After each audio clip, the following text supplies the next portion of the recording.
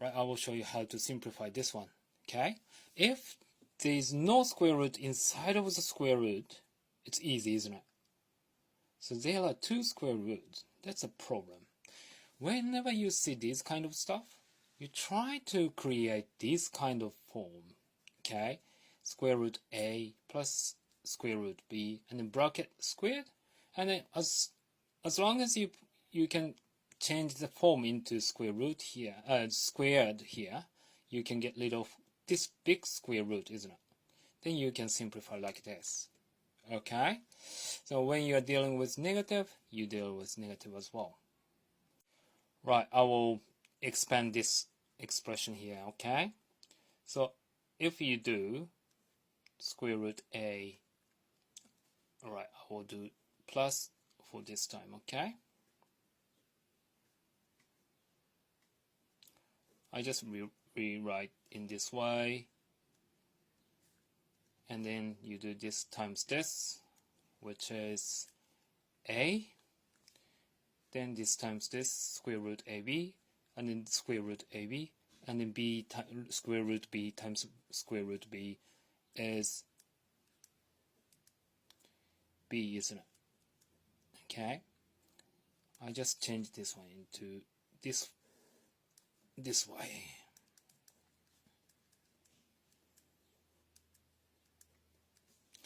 So when you see this one, inside of the square root here as the product, isn't it? Product of a and b. And then if you add them together, the number is going to be here. Right, so I will give you the simple example here, okay?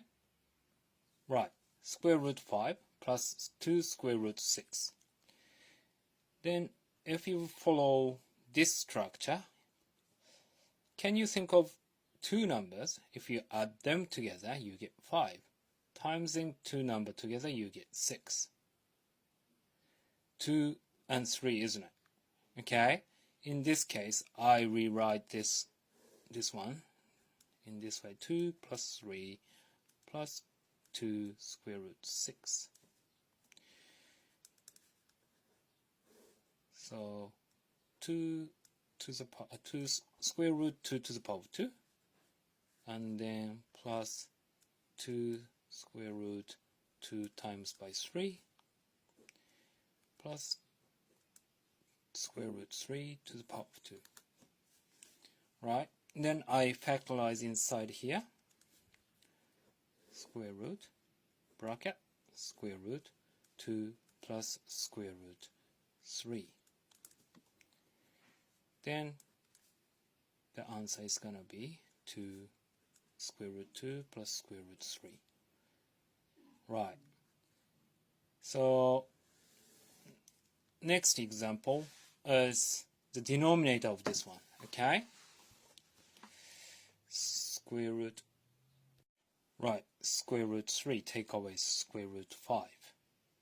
Then if you look at this one, you can realize there is no 2 in front of square root. So you need to create 2 here by dividing by 2.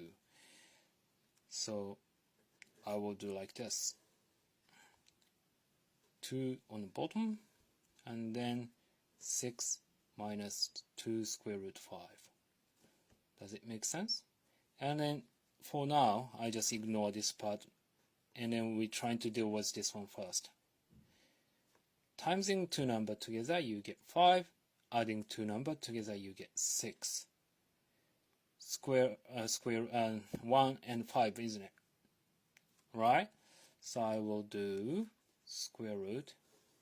And then, mind you, when you're dealing with this one, you always look at one number is bigger than another number, because when you're taking away, we need to have the positive number because it is inside of the square root. Okay, so square root 5 take away square root 1 to the power of 2 over 2. Right, then square root 2 and then square root 5, take away 1. Right, so this one is the same as this one, which is a denominator of this one. So if I rewrite this one, it's gonna be like this. 1 on the top, square root 2 is a denominator of the denominator, and then square root 5, take away 1.